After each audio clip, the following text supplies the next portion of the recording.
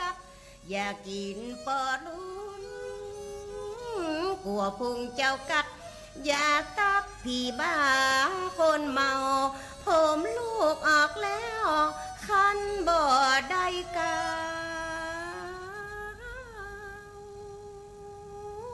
กวดเล็บมือยาวไปถูกลูกน้อง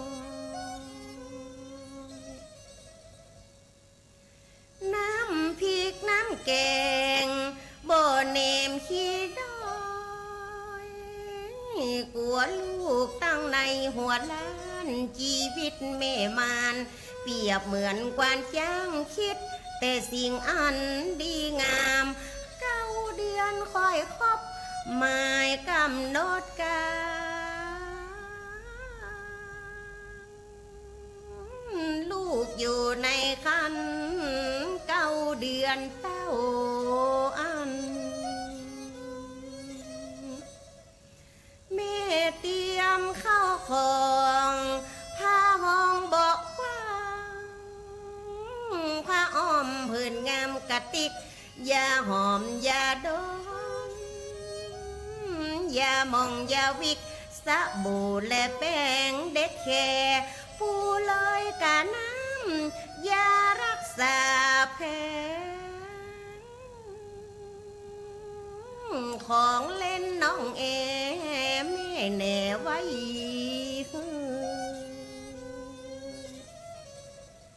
ยกเงินซื้อของสมองมืดเกี่ยมแผ่วขั้วมือเครื่องใจเสื้อผ้าอาภรณ์แม่หอมซื้อไว้ลูก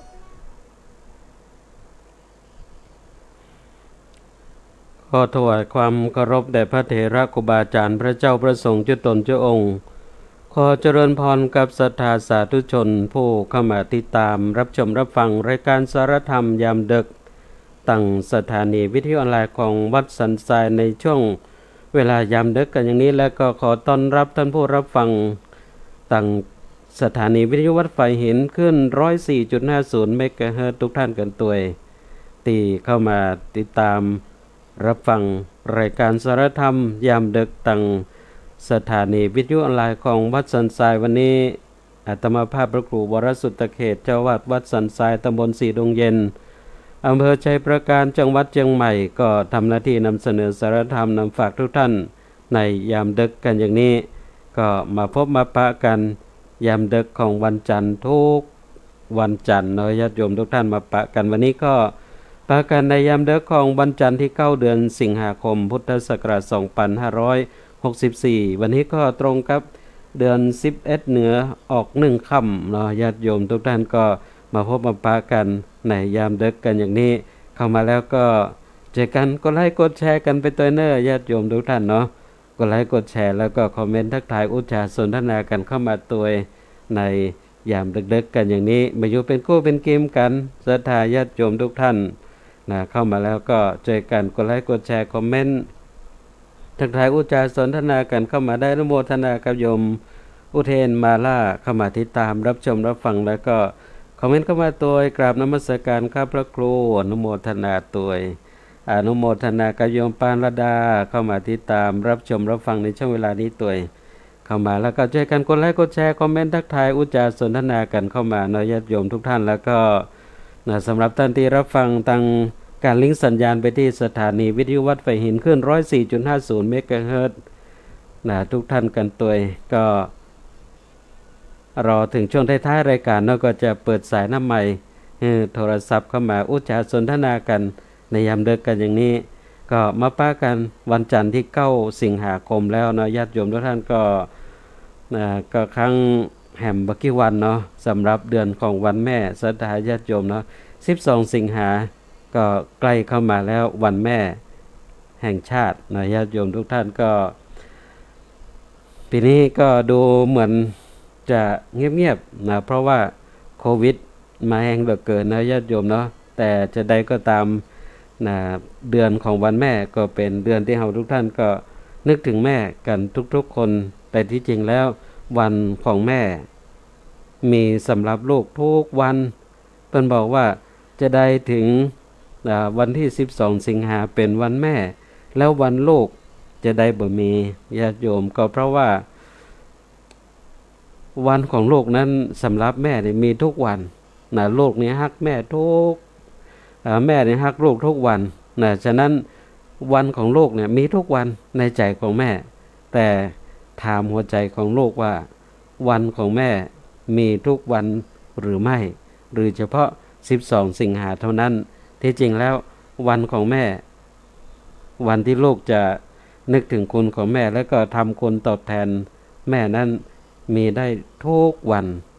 เช่นเดียวกันนะญาติโยมทุกท่านก็ใกล้จะถึงวันแม่แล้วนะยามดึกวันนี้เราก็มาอุกจากกันถึงเรื่องนี้เนาะศรัทธาญาติโยมเพิ่นบอกว่าลูกเนี่ยมันจะโชว์นะลูกเนี่ยก็จะโชว์หน้าตาของบุคคลนั้นๆเพิ่นบอกว่าลูกศิษย์นี่โชว์วัดญาติโยมตุเจ้าพระนายพระเจ้าพระสงฆ์โอ้ถ้ามีลูกศิษย์ลูกหาดีนี่มันโชว์วัดเนาะบอกโอ้พระเนนวัดนี้โอ้เปิ้นเก่งนะเรียนเก่งพระเนนวัดนี้เปิ้นหมั่นเปิ้นขยันพระเนนวัดนี้เปิ้นโอ้สะอาดสะอ้านนะดูแลวัดวาดีนี่ญาติโยมเนาะลูกศิษย์ดีก็โชว์วัดนะฉะนั้นใครมีลูกศิษย์ดีนี่ก็โอ้ม่วนอกม่วนใจนะพระเจ้าพระสงฆ์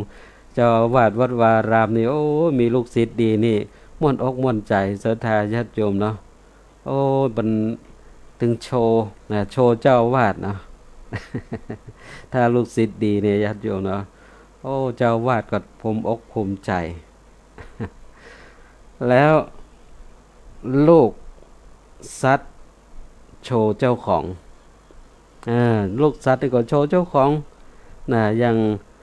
ที่เปิ้นเลี้ยงหมาเลี้ยงแมวนะญาติโยมเนาะหมาแมวงามนี่โชว์เจ้าของโอ้เจ้าของเปิ้นเลี้ยงดีเปิ้นพอคอยดูแลดีเนาะญาติโยมเนาะไผบ่งพ่องเลี้ยงหมาโอ้ยหมาพร้อมแข้งแย่งบ่ตึงบ่อ้วนบ่ปีตึงบ่งามนี่มันบ่โชว์เจ้าของฉะนั้นเนี่ยลูกสัตว์ก็โชว์เจ้าของและทายาทโยมเนาะว่าเจ้าของเพิ่นเลี้ยงดีมุกใดหมาโอ้หมาเพิ่นดีฮู้กรรมหมาเพิ่นดีฮู้กรรม อย่างออกในข่าวนะญาติโยมเนาะในคลิปในข่าวโอ้ยหมาวัดหนึ่งนะดีขนาดญาติโยมเนาะกราบสากราบน้ำโคล่นตัวเจ้าเป็นเก็บขยะใส่ ก็เนี่ยลูกสัตว์นี่โชว์เจ้าของส่วนลูกน้องโชว์เจ้านายศรัทธาญาติโยมเนาะโอ้ไผที่มีลูกน้องป้องป่ายดีนี่เจ้านายม่วนอกม่วนใจญาติโยมเนาะโอ้ม่วนอกม่วนใจมีลูกน้องดี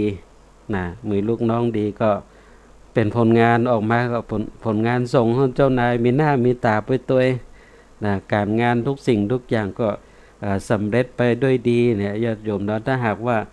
มีลูกน้องดีนี่ก็โอ้โชว์เจ้านายอนุโมทนาโยมแม่แสงล่าทาโทนตำบลสันปะฮักตำบลแม่ศูนย์อำเภอฝางเข้ามาติดตามรับชมรับฟังในช่วงเวลานี้ตัวอนุโมทนากับโยมสิทธิพรยาชัยเข้ามาติดตามรับชมรับฟังในช่วงเวลานี้ตัวลูกน้องโชว์เจ้านายลูกหญิงลูกชายโชว์พ่อโชว์แม่ศรัทธาญาติโยมเนาะโอ้ถ้าลูกบอกว่าจะเป็นลูกพ่อชายก็ดีลูกแม่หญิงก็ดีถ้าเป็นลูกดีฮู้กุลพ่อกุลแม่มันห่ำมันเฮียนมันศึกษาเราเรียนความประพฤติดีอันนี้โชว์พ่อโชว์แม่พ่อแม่ก็โอ้ยปลื้มอกปลื้มใจดีอกดีใจศรัทธาญาติโยมเนาะมีลูกดีมีลูกเชื่อฟังคำสั่งคำสอนในญาติโยมเนาะอันเนี้ยเราว่าลูกดีก็โชว์พ่อโชว์แม่ฉะนั้นนี่ญาติโยมโอ้ถึงเรื่องลูกแล้วเนี่ยเพิ่นบอกว่าจะพอว่าพ่อแม่เนี่ยมีลูกจะใด เพิ่นว่าพอบ่ยากเนาะจะพอว่าพ่อแม่เนี่ยมีลูกอย่างใดนี่พอบ่ยากพอที่ไหนเพิ่นบอกว่าพอหอยบนใบหน้า2หอยด้วยกันบนใบหน้าของพ่อของแม่เนี่ยหอยนึงคือหอยของความชื่นนะชื่นอกชื่นใจแหมหอยนึงคือหอยของความบอบช้ำนะอันเนี้ยญาติโยมจะพอว่าพ่อแม่มีลูกจะใดเพิ่นบอกว่าพอที่ใบหน้าของคนที่เป็นพ่อเป็นแม่ถึงรู้ได้ว่าลูกนั้นเป็นจะใดนะก็คือนะถ้าลูกนะถ้าลูกดีนี่ก็จะมีรอยชื่นนะรอยสดชื่นเกิดขึ้นบนใบหน้าของพ่อของแม่ไปไหนก็ยิ้มแย้มแจ่มใสแต่ถ้าลูกให้ลูกบดีนี่ญาติโยมเนาะมีรอยจ้ำบนใบหน้านะถูกลูกบุบลูกตีนะฉะนั้นนี่ญาติโยมถ้าพูดถึงลูกเนาะเพิ่นก็บอกว่าลูกลืมพ่อแม่กระแตลืมป่าหมาลืมเจ้าของเนี่ยเพิ่นบอกว่าบุคคลที่จะคบนะลูกลืมพ่อลืมแม่นี่โอ้มันน่าคบซะได้ญาติโยมเนาะขนาดพ่อแม่ยังลืมแล้วอย่างเฮานี่มันจะบ่ลืมกา ลูกลืมพ่อลืมแม่นี่มันน่าคบกระแตลืมป่าก็เหมือนกันญาติโยมอันนี้ก็ตึงบ่น่าคบน่าลืมกำพืชตัวเก่าเนาะลืมป่าแล้วก็มาลืมเจ้าของญาติโยมอันนี้ก็บ่น่าคบนะมาลืมเจ้าของเปิ้นเลี้ยงมาจนใหญ่เอาไปเอามาหันเจ้าของเฮาเจ้าของนะดีบ่ดีคบเจ้าของนี่บ้ามาอย่างเองนี่คบบ่ได้ญาติโยมเนาะฉะนั้นเนี่ยเนื่องในวันแม่ที่ใกล้จะมาถึงนี่สถาญาติโยมอนุโมทนากับโยมแม่แสงล่าทาโทนคอมเมนต์เข้ามาสาธุสาธุอนุโมทนาโยมวันดีวงป่วนเข้ามาติดตามรับชมรับฟังคอมเมนต์เข้ามาด้วยสาธุสาธุเจ้าแล้วก็แชร์ไปให้1แชร์อนุโมทนาตัวกับโยมวันดีวงป่วนอนุโมทนากับโยมพิสุเข้ามาติดตามรับชมรับฟังแล้วก็คอมเมนต์มาตัวกราบนมัสการสาธุเจ้าแล้วก็แชร์ต่อไปให้1แชร์เนาะขออนุโมทนาตัวเข้ามาแล้วก็ช่วยกันแชร์ต่อกันไปตัวเนาะคนละแชร์ต่อกันไปเนี่ยญาติโยมทุกท่านนะแล้วก็คอมเมนต์ทักทายอุจจาสนทนากันเข้ามาได้ในยามดึกๆกันจะอีกก็มาอยู่เป็นคู่เป็นเกมกันญาติโยมทุกท่านอนุโมทนากับโยมนานาอัมพรเข้ามาติดตามรับชมรับฟังคอมเมนต์เข้ามาตัวสาธุสาธุเจ้าอนุโมทนาตัวญาติโยมทุกท่านเนาะวันแม่ใกล้จะมาถึงแล้วเพิ่นบอกว่าฮักของคนที่เป็นพ่อเป็นแม่นั้นมี7อย่างด้วยกันฮักของคนที่เป็นพ่อเป็นแม่เนี่ย7อย่าง1อุ้มบ่หนักญาติโยมคนที่เป็นแม่เนี่ยอุ้มบ่หนักอุ้มลูกบ่หนักอุ้มตอนไหนญาติโยมเนาะตอนแรกก็คือตอนเวลาที่อุ้มท้องลูกตัวน้อยๆอยู่ในท้องของแม่ผ่านเวลานับวันก็ใหญ่ขึ้นเจริญเติบโตในท้องของแม่เมื่อลูกใหญ่ขึ้นท้องของแม่ก็ขยายใหญ่ขึ้นไปตามลำดับจนกระทั่งว่าการเวลาผ่านไป7 เดือน8 เดือน9 เดือนญาติโยมเนาะท้องนี่ของแม่นี่ใหญ่ขนาดอุ้มลูกแต่ถึงกันนั้นเปิ้นบอกว่าแม่นี่อุ้มบ่หนักเฮาลองไปถามเถอะญาติโยมเนาะถามคนที่เป็นแม่เนี่ยว่าตอนเวลาที่ลูกอยู่ในท้องเวลาที่อุ้มท้องเนี่ยเป็นจะได้พ่องเนาะแม่ก็จะเล่าให้ฟังญาติโยมคนที่เป็นแม่นี่เพิ่นก็จะเล่าให้ฟังถึงตอนเวลาที่กำลังอุ้มท้องเนาะลูกอยู่ในท้องนี่เพิ่น พิ่นก็จะเล่าให้ฟังเป็นอย่างญาติโยมแล้วสังเกตพอใบหน้าใบตาสังเกตพอสายตาของแม่แล้วเวลาที่เปิ้นเล่าเนี่ยโอ้สายตาของเปิ้นนี่คือแสดงถึงความสุขนั่นแสดงว่าห่วงเวลาถึงแม้ว่าจะอุ้มลูกที่อยู่ในท้องเนี่ยท้องใหญ่ขนาดไหนลูกตัวใหญ่ขนาดไหนการอุ้มของแม่นั้นบ่เคยหนักญาติโยมบ่เคยหนักเพราะเป็นช่วงเวลาที่เป็นห่วงเวลาแห่งความสุขของคนที่เป็นแม่นะแม่คนที่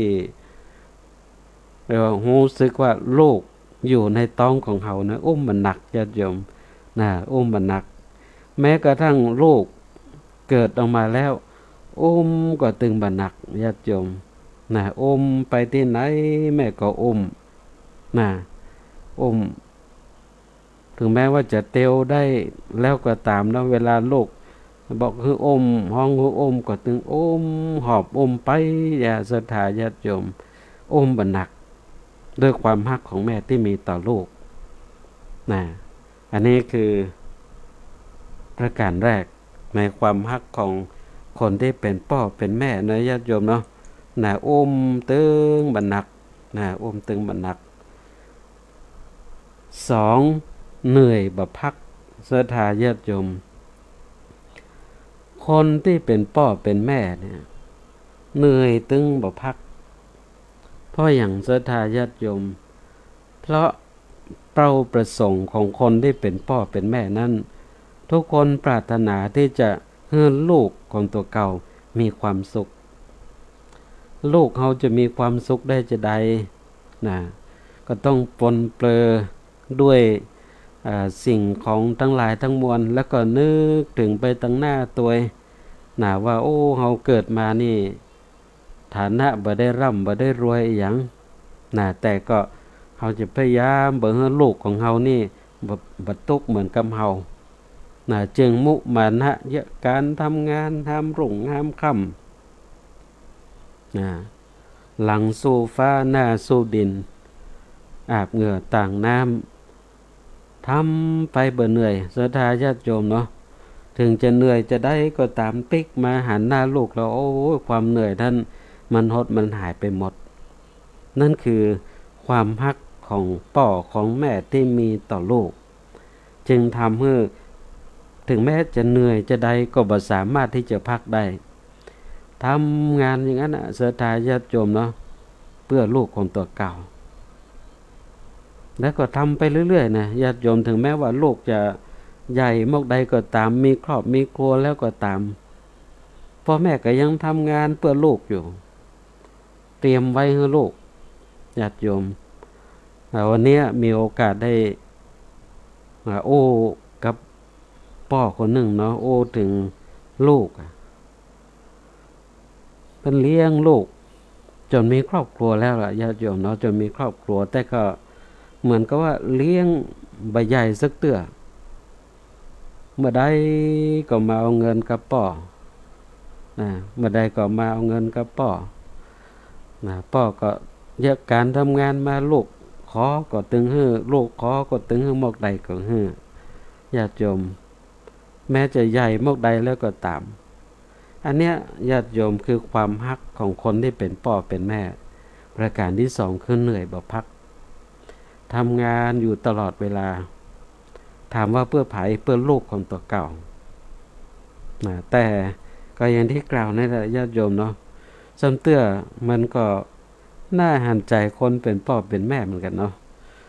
พ่อแม่นี่ตั้งใจทำงานทุกสิ่งทุกอย่างเพื่อลูกแต่บางทีนี่ลูกพ่อบ่หันเหมือนกันนะในสิ่งที่พ่อแม่ทำไปให้พ่อบ่หันถึงความฮักอันนี้ก็เป็นแห่งความฮักนึงเนาะสำหรับพ่อแม่ที่มีต่อลูกเหนื่อยบ่พักอันแรกเนี่ยอุ้มบ่หนักสองเหนื่อยก็บ่พักอนุโมทนาโยมตาชลการสกุลต่างจังหวัดระยองเข้ามาติดตามรับชมรับฟังนะขออนุโมทนาตัวเข้ามาแล้วก็ช่วยกันกดไลค์กดแชร์คอมเมนต์ทักทายอุจจาสนทนากันเข้ามาได้ตัวเนอญาติโยมทุกท่านอนุโมทนากับโยมวริศ นันสมบูรณ์เข้ามาติดตามรับชมรับฟังขออนุโมทนาตัว ฮักของพ่อของแม่ที่สามคือฮักบหลวงศรัทธาญาติโยมความฮักใดๆก็ตึงมาเต้าความฮักของพ่อของแม่ที่มีต่อลูก เป็นความฮักที่บริสุทธิ์เป็นความฮักที่บ่หลอกลวงเป็นความฮักที่ซื่อตรงสำหรับความฮักของพ่อของแม่ที่มีต่อลูกบ่มีพ่อแม่คนไหนศรัทธาญาติโยมเนาะที่จะบ่ฮักลูกแต่บ่มีญาติโยมพ่อแม่ทุกคนนี่ฮักลูกแต่นะถามว่าคนบนโลกใบนี้มากหน้าหลายตาที่เข้ามาสู่ชีวิตของเราบ่ว่าจะเป็นคนฮักบ่ว่าจะเป็นเพื่อนบ่ว่าจะเป็นคนที่ร่วมการร่วมงานร่วมชีวิตอย่างกับเราก็ตามที่เขาบอกว่าเขาฮักเขาญาติโยมเนาะคำว่าฮักนั้นบางทีมันก็แปรเปลี่ยนไปได้เหมือนกันมันยังเป็นฮักลวงได้อยู่ญาติโยมแต่ความฮักของพ่อของแม่ที่มีต่อลูกเนี่ยเป็นความฮักที่บ่มีวันที่จะแปรเปลี่ยนไปเป็นอื่นฮักแต่ญาติโยมเนาะฮักแต่สำหรับความฮักของคนที่เป็นพ่อเป็นแม่ที่มีต่อลูกนะโดยเฉพาะแล้วก็สิ่งที่บ่งบอกถึงความฮักที่บริสุทธิ์ของแม่ที่มีต่อลูกเนี่ยญาติโยมบ่ต้องพอไหนอื่นไกลเนาะพอน้ำนมที่ลูกดื่มกินในคราวที่เป็นหลอนตัวน้อยๆในญาติโยมอนุโมทนาโยมตาชลการสกุลเข้ามาติดตามรับชมรับฟังคอมเมนต์เข้ามาตัวกราบนมัสการค่ะท่านพระครูอนุโมทนาตัวกับโยมตาตั้งจังหวัดระยองเนาะเข้ามาติดตามรับชมรับฟังในช่วงเวลานี้ตัวความฮักที่บริสุทธิ์ของแม่ที่มีต่อลูกเนี่ยพอได้ที่น้ำนมนะญาติโยมเนาะนมที่ลูกดื่มกินเนี่ยแท้จริงมันก็คือเลือดนั่นแหละญาติโยมแต่มันแปลกที่เลือดสีแดงสามารถกลายเป็นสีขาวบริสุทธิ์ออกมาลูกได้ดื่มกินได้เนี่ยญาติโยมอันนี้คือความฮักที่บริสุทธิ์ของคนที่เป็นแม่ที่มีต่อลูกสามารถกลั่นเลือดสีแดงๆให้กลายเป็นสีขาวได้ในญาติโยมเนาะแล้วน้ำนมของแม่นี่อุดมไปด้วยคุณค่าทางโภชนาหารญาติโยมเนาะอุดมไปด้วยสิ่งที่เรียกว่าทำให้เกิดภูมิต้านทานในตัวของลูกฉะนั้นเนี่ยเปิ้ลยังบอกว่าลูกเกิดมานี่อย่างน้อยเนี่ย6 เดือนแรกต้องกินนมของแม่ถ้าบ่อั้นเนี่ยญาติโยมภูมิคุ้มกันในตัวของลูกเนี่ยจะน้อยจะสังเกตได้เนาะบางพ่องเกิดมาแล้วลูกกินนมบัดตันเท่าใดปิดนมไปแล้วหรือมีภาระงานต้องไปทำงานก็เมื่อลูกได้กินนมไปเอานมอื่นมากินเนาะนมชงนมวัวนมควายในญาติโยมบอกว่าลูกสมัยนี้มันลึงมันด้านเพราะมันไม่ได้กินนมแม่แต่ กินนมวัวนมควายมันก็เลยเป็นนิสัยไปอย่างนั้นในญาติโยมเนาะเมื่อก่อนนี่กินนมแม่เบิ้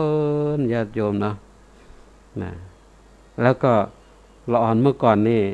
เอาสังเกตพอนะญาติโยมเนาะรุ่นเฮานี่โรคภัยแค่เจ็บบ่ค่อยถามหาเท่าใดตามเป็นละอ่อน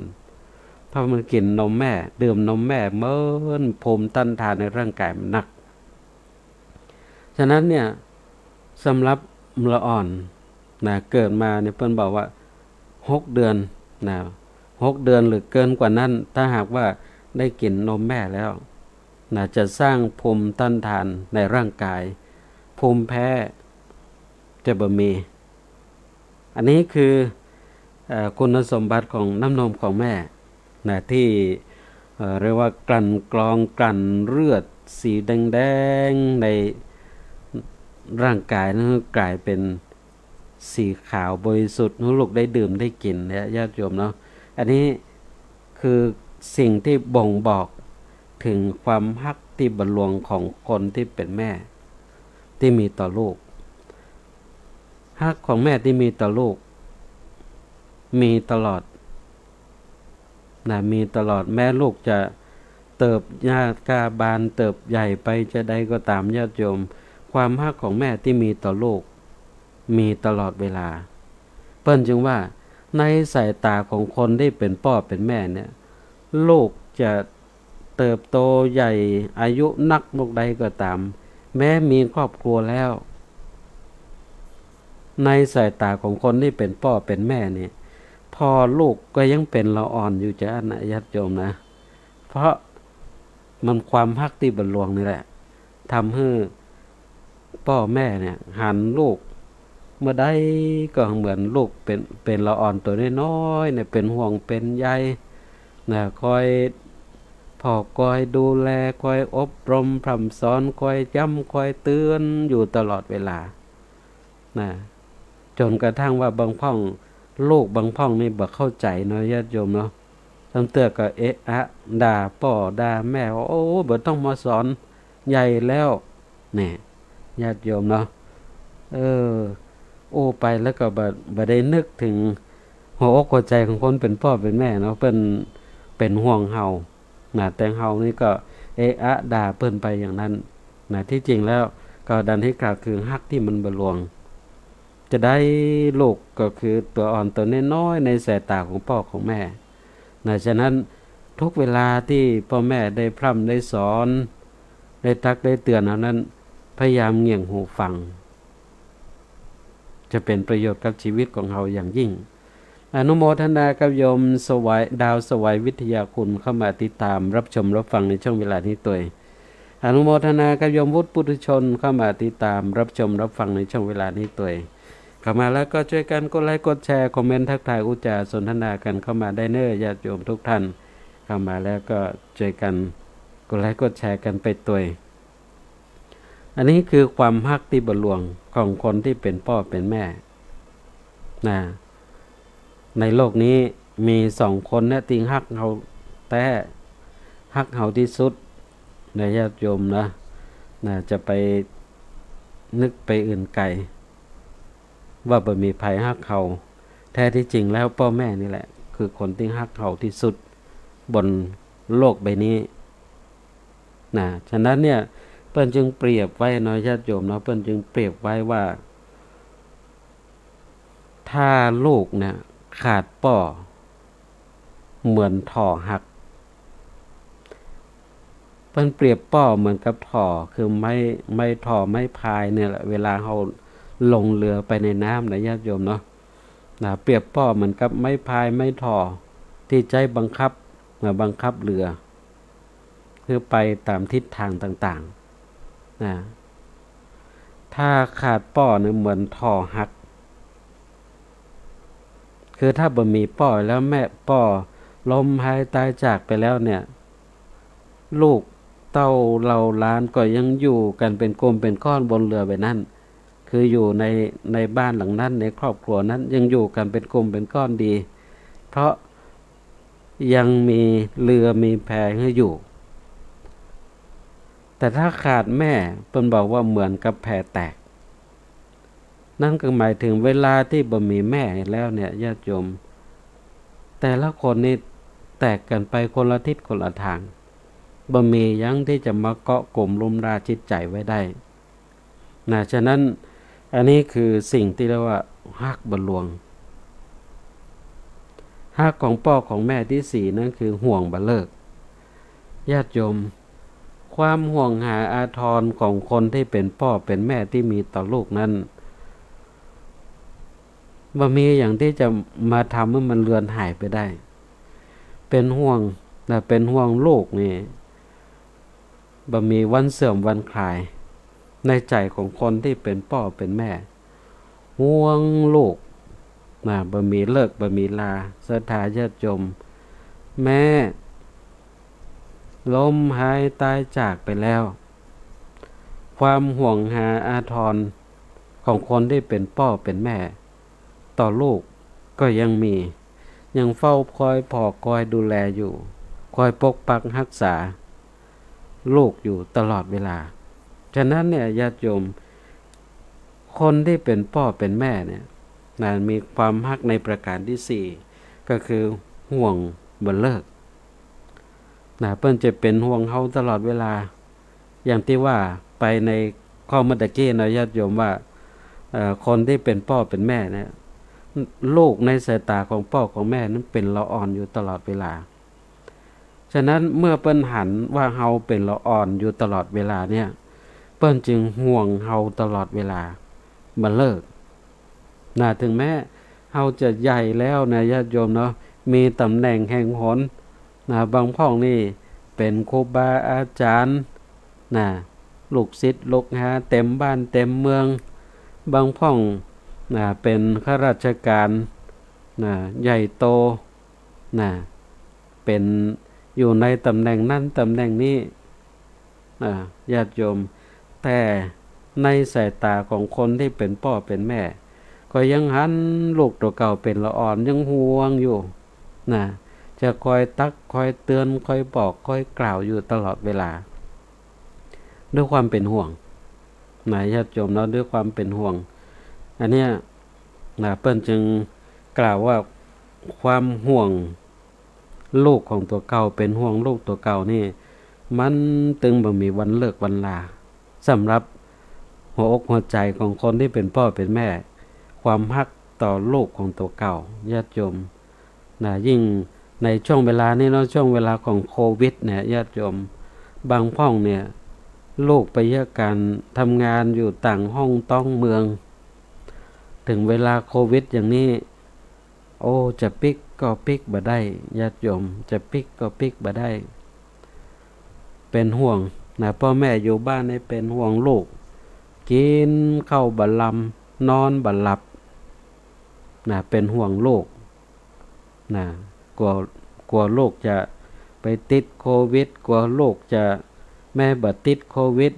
ลูกกูจะได้กินยังบ่ได้กินก้าเนี่ยญาติโยมเนาะด้วยความเป็นห่วงมีอยู่ในหัวอกหัวใจของคนที่เป็นพ่อเป็นแม่ตลอดเวลาก็ดังที่ได้กล่าวถึงนั่นแหละคนที่เป็นลูกก็ต้องเข้าใจนะในความรักข้อนี้ของคนที่เป็นพ่อเป็นแม่นะถ้าเปิ้นตักเตือนเปิ้นบอกเปิ้นกล่าวอย่างก็จะไปรำคาญ จะไปรำคาญจะไปเดือดนะเปิ้นโอ้จะบอกอย่างไปล่ำเป็นเรือฮู้แล้วบ่ต้องบอกเนี่ยญาติโยมเราจะไปโอ้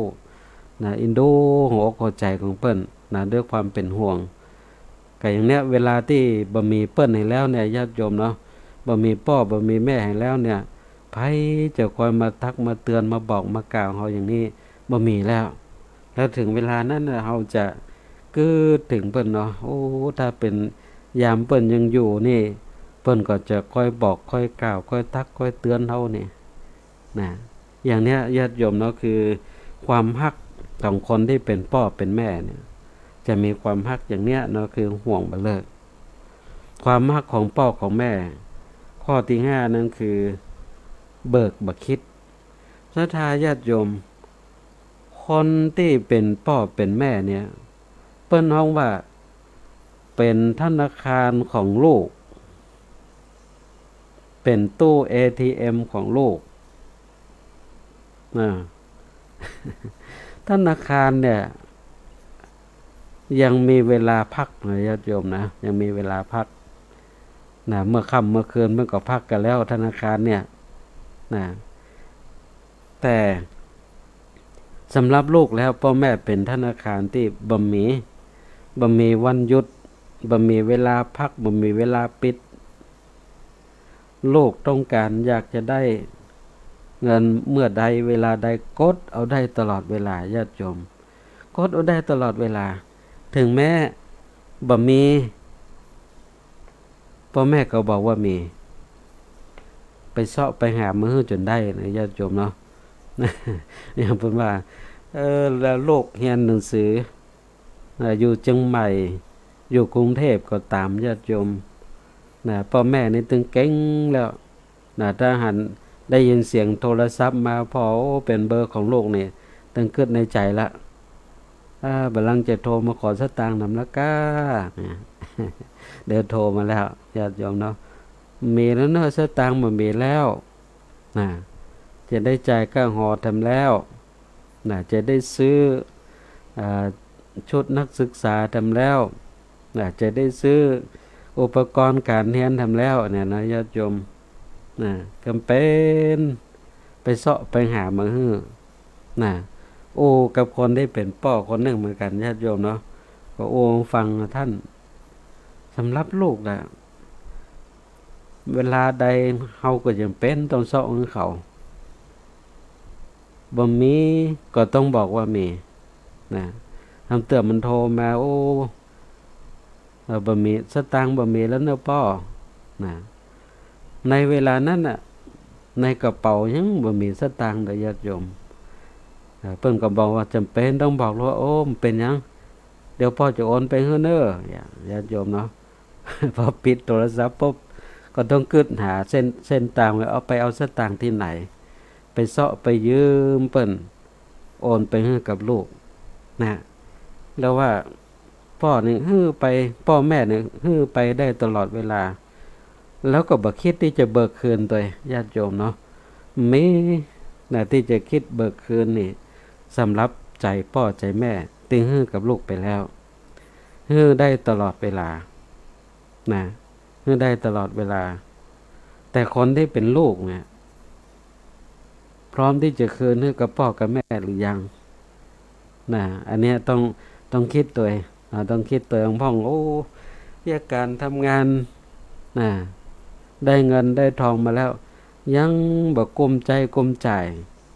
ยังบ่ได้คืนพ่อคืนแม่เตอก็ยังขอเปิ้นเหมือนเก่านะก็ต้องมานั่งทบทวนตัวเก่าแล้วว่าจะใดที่เราจะสามารถเรื่องการทำงานมาแล้วพอที่จะคืนให้กับพ่อกับแม่พ่องเมื่อใจเมื่อใดก็ขอเปิ้นแม่เรียนจบมาแล้วเรื่องการทำงานแล้วก็ยังขอเปิ้นอยู่เนาะญาติโยมอันนี้ก็เป็นเรื่องที่คนที่เป็นลูกก็ต้องคิดเหมือนกันถึงแม้ว่าพ่อแม่จะเบิกกับเบิกคิดนะคือฮื้อไปแล้วบ่เคยคิดที่จะเอาคืนนะฮื้อไปแล้วบ่เคยคิดที่จะเอาคืนนะสำหรับ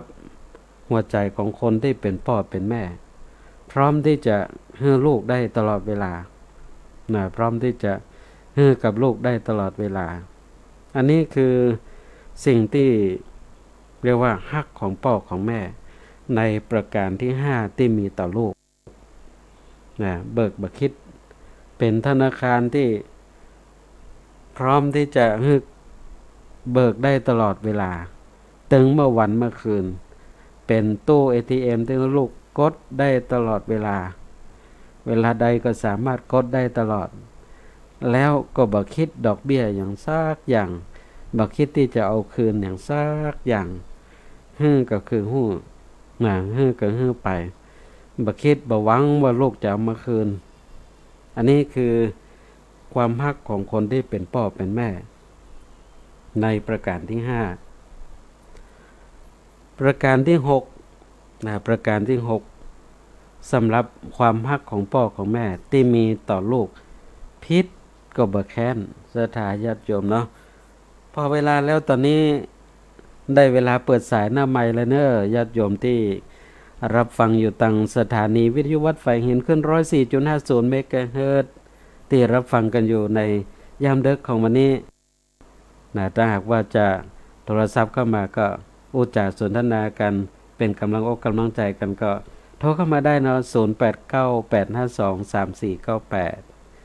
0898523498เนอะศรัทธาญาติโยมที่รับฟังตั้งสถานีวิทยุวัดไฟหินเนาะรับฟังกันอยู่โทรศัพท์กันเข้ามาตัวเสียงสายแรกในยามดึกวันนี้เจริญพรไว้ตาเจ้าสาธุวันก่อนนี้ไปเจอแม่เลยก็เจ้าฟังแล้วก็ฟังตู้เจ้าไปตัวแล้วก็หลังฟังถึงพระคุณเปิดตัวต้อง อืม เขาเป็นคนหนึ่งที่ชอบเสียงต้องเหมือนกันเราชอบกาชอบเสียงต้องเหมือนกันเนาะ อืม เขาก็ยังต้องเข้าว่าถ้าบอกผีเปิดเขาแย่เหมือนกันเนาะแต่ยังหนูนี่ถ้าท่านแม่แบบยังโยมนี่ท่านแม่แบบสวยฟ้าผ้านี่คือแบบโอ้ อืม สวยแย่เหมือนกันนะคะ ใช่ใช่ แต่ก็แม่ก็ไม่อยากให้แกมาสวยฟ้าเพราะว่าแกสายตาแกไม่ค่อยเสียเรา อืม แกก็รู้ว่าแกก็อยากจะทำแบบอืม แกทำด้วยความสนใจอืมนั่นแหละความฮักแหละ ใช่ค่ะแกทำด้วยความสนใจเนาะ ใช่ ใช่ค่ะน่ารักดีทำแบบเพราะว่ามันต้องไปช่วยฟักก็จะฟักอย่างเงี้ย อืมอืม ช่วยมันมีสั่งคนที่เกิดมาเนาะ ใช่ใช่ละถ้าบ่มีเปิ้นก็มีเฮา ตอนแทนเปิดเนาะตอนแทนเปิดในยามที่มีลมหายใจด้วยนะตอนนั้น ใช่ใช่เวลาเนี้ยตอบแทนเปิ้นเตอะเนาะมีหยังก็แบ่งก็ปันทำไป ใช่ค่ะโอเคค่ะฟังอยู่ทุกวันแน่ สาธุได้โยมเด้อได้เลย ขอบคุณค่ะ สาธุเอาแล้วเสียงสายแรกในยามดึกวันนี้ญาติโยมเนาะเสียงสายจากญาติโยมตังอำเภอแม่ริมนั่งปักผ้าตัวแม่เนาะก็ไปยังดีแล้วมีแม่เป็นกู้เป็นเกมอยู่ ยังมีแม่แต่ได้ระลึกถึงยังมีแม่ได้อู้ได้จ๋ายังมีแม่ได้เขาได้ตอบแทนพระคุณเนาะได้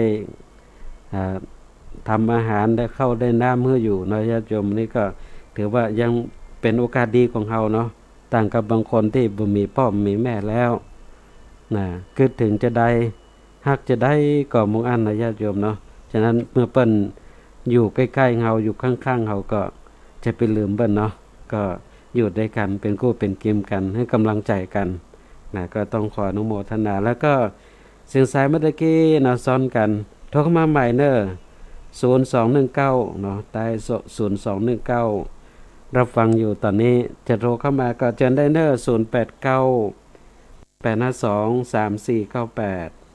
0898523498เนอะเสียงสายเมื่อกี้เนาะ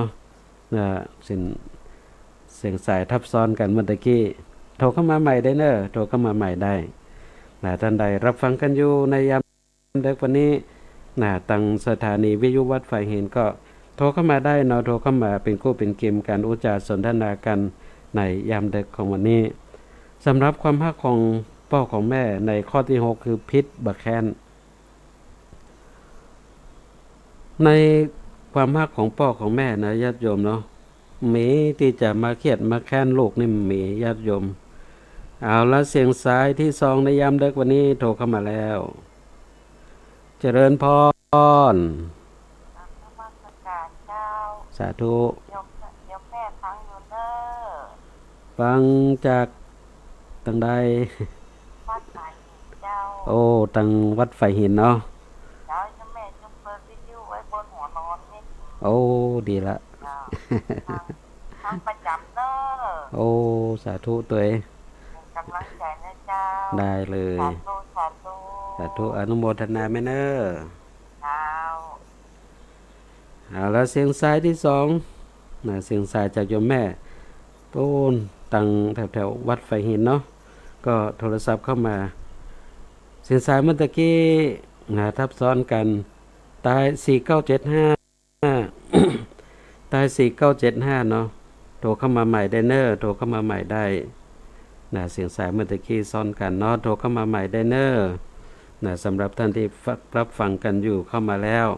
ตาย4975เสียงสายที่3ในยามดึกวันนี้เจริญพรกราบนมัสการเจ้าโยมแม่ยังไม่คิดถึงลูกอีกจะไปเกิด11 สิงหาพอดีอ่ะ เอา มันเป็นประสบเหตุทั้งพ่อทั้งลูกไปพร้อมๆกันเนาะ เอา ตั้งปกติก็นะปัจจัยว่าอันลูกฉันเป็นคนดีนะแต่เปิ้นดีแล้วก็มีคนข้างบ้านเปิ้นเป็นคนนั้นลาวเปิ้นก็มาปรับทุกข์กับโยมแม่ลูกปี่เป็นคนดีแต่แม่ก็ว่าผีบ่ไว้คนดีเนาะ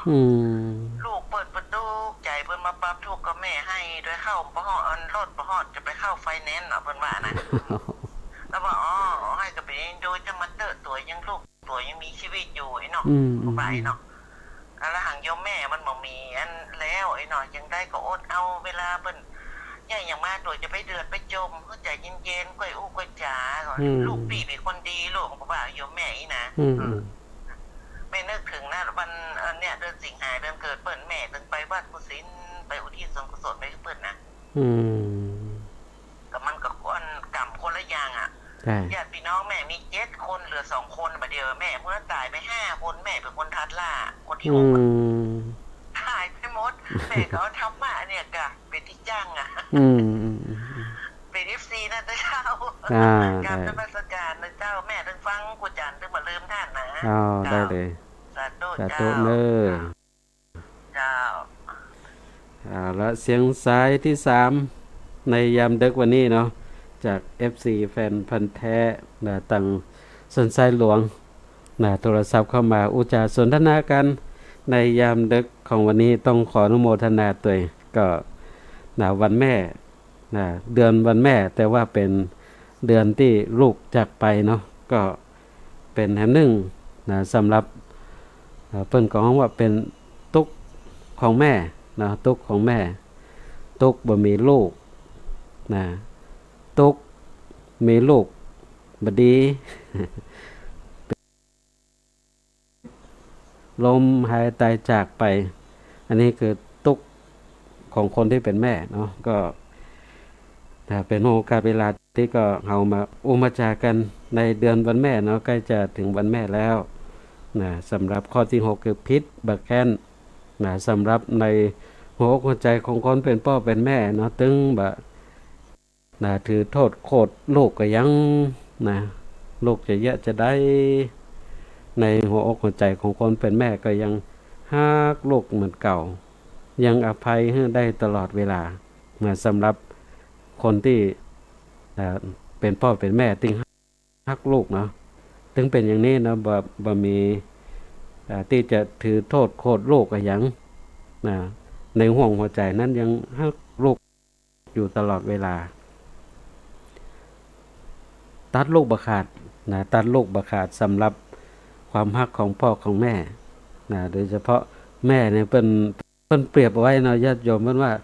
เวลาที่แม่เกิดลูกเนี่ยละลูกอยู่ในท้องลูกก็กินเข้ากับแม่ผ่านทางสายสะดือผ่านทางสายสะดือเวลาเกิดมาแล้วหมอเพิ่นก็ตัดสายสะดือเนี่ยญาติโยมอย่างที่เพิ่นว่าเนาะ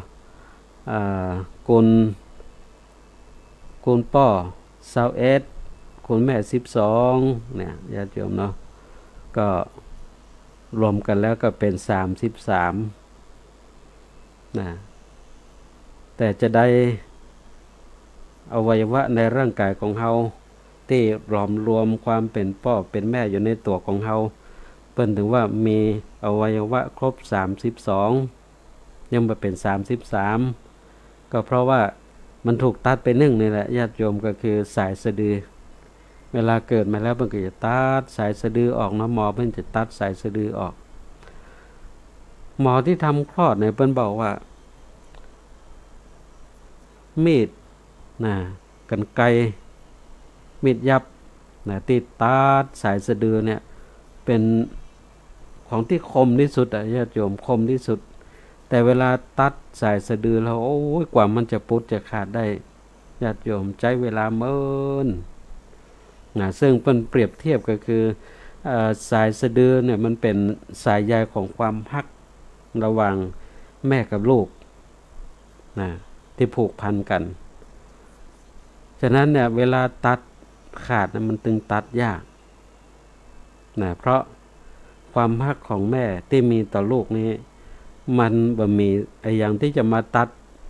ความเป็นแม่จากไปจากลูกได้เนาะแต่ก่อนนั้นนะญาติโยมนะสำหรับลูกแล้วตัดแม่ได้ขาดบ่อยกว่า ลูกนี่จะตัดแม่นี่โอ้ยตึงมือกึดอย่างละญาติโยม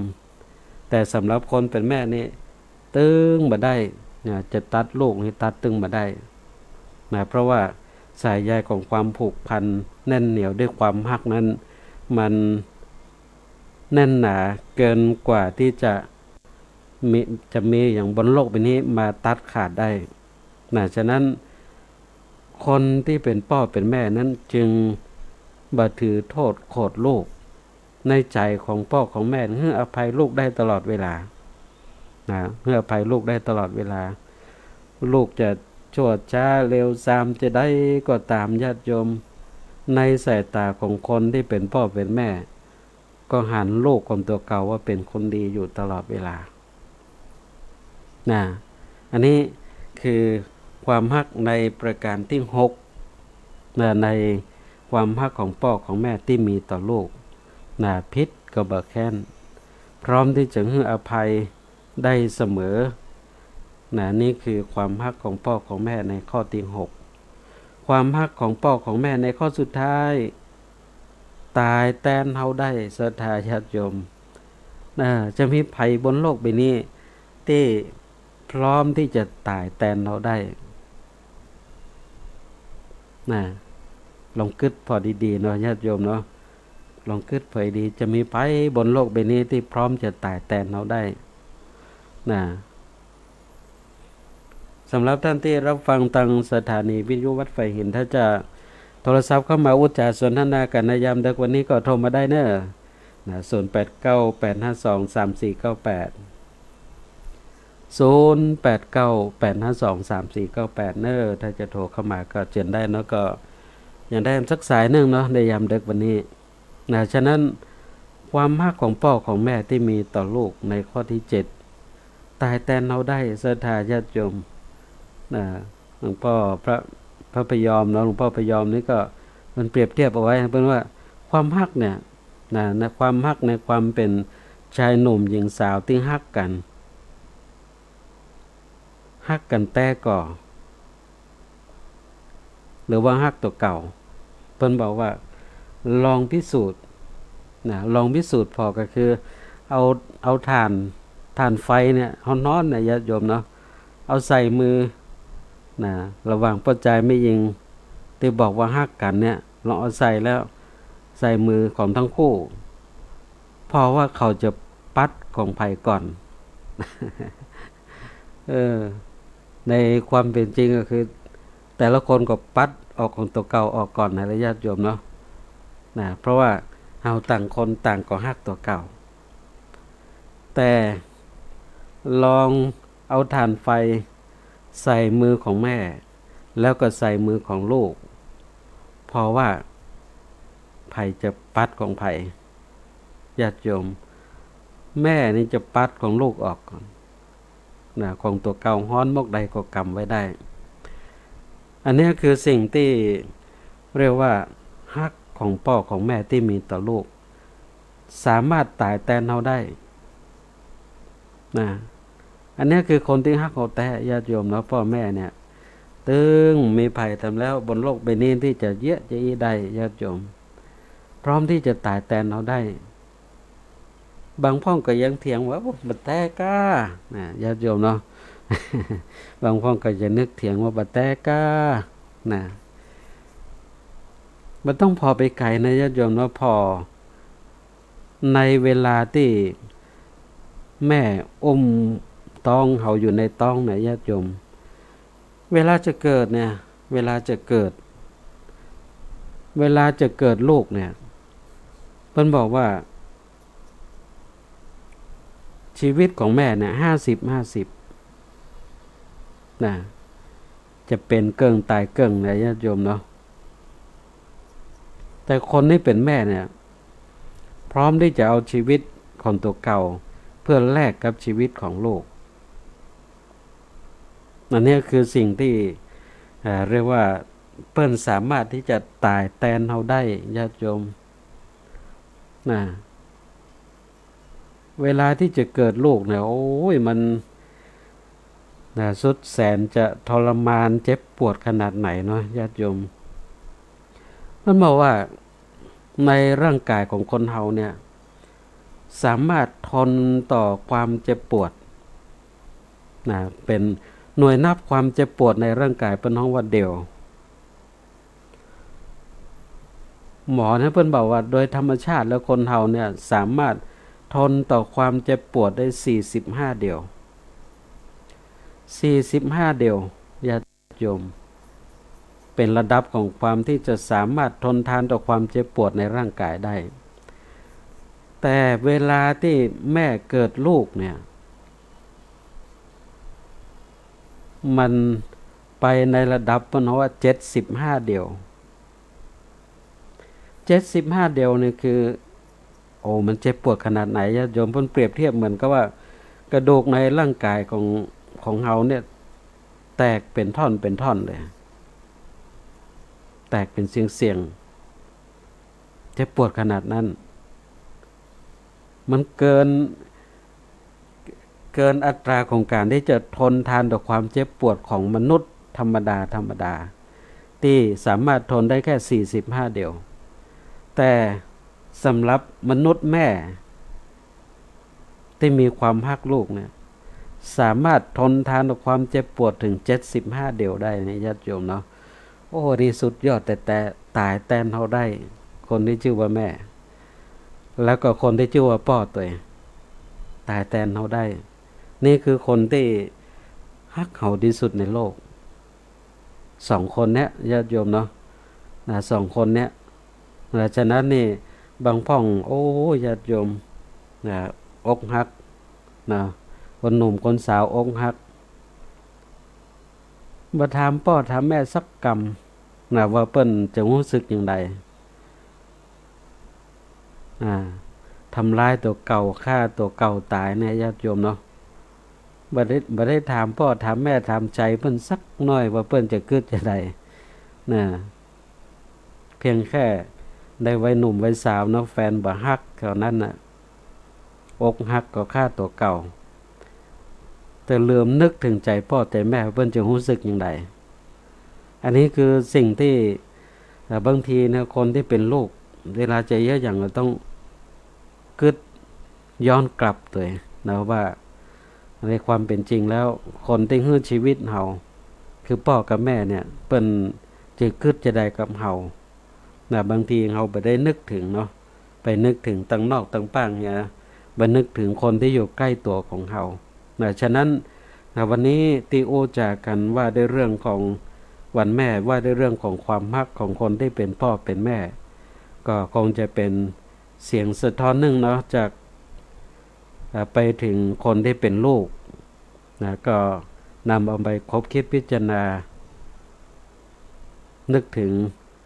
คน2 คนที่สำคัญต่อชีวิตของเราให้นักที่สุดเพราะว่า2 คนนี้ฮักเฮาแต่แล้วก็ฮักบ่เหมือนไผตัวเนาะศรัทธาญาติโยมเนาะบ่นักพักบ่เหนื่อยบ่พักฮักบ่ลวงห่วงบ่เลิกเบิกบ่คิดพิษบ่แค้นแล้วก็ตายแทนเฮาได้บนโลกใบนี้จะมีไผญาติโยมเนาะนอกจากพ่อกับแม่ฉะนั้นใกล้จะถึงวันแม่แล้วก็ตั้งจิตตั้งใจเนาะทำอย่างเพื่อแม่ของเฮาให้เปิ้นได้เชื่นอกเชื่นใจให้เปิ้นได้ดีใจสำหรับสิ่งที่เฮาได้ทำให้กับเปิ้นเลี้ยงกายเลี้ยงใจของเปิ้นเนาะ